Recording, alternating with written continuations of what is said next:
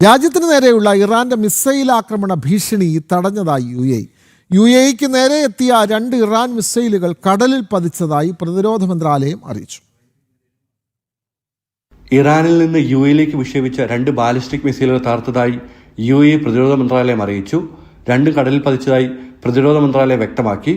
1 UAE സമുദ്രമേഖലയ്ക്കകത്താണ് പതിച്ചത്. ആക്രമണത്തിന്റെ പശ്ചാത്തലത്തിൽ യുഎയിലെ ചില പ്രദേശങ്ങളിൽ അടിയന്തര മുന്നറിയിപ്പ് സന്ദേശം ലഭിച്ചു. സുരക്ഷിതമായ സ്ഥലത്തേക്ക് മാറാനും അധികൃതരുടെ നിർദ്ദേശങ്ങൾ പാലിക്കാനും national emergency crisis and disasters management authority നിർദ്ദേശം നൽകി.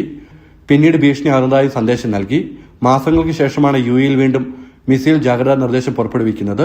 മുന്നറിയിപ്പുകൾക്കും വിവരങ്ങൾക്കുമായി ഔദ്യോഗിക സ്രോതസ്സുകളെ മാത്രം ആശ്രയിക്കണമെന്നും അധികൃതർ പൊതുജനങ്ങൾക്ക് നിർദ്ദേശം നൽകി.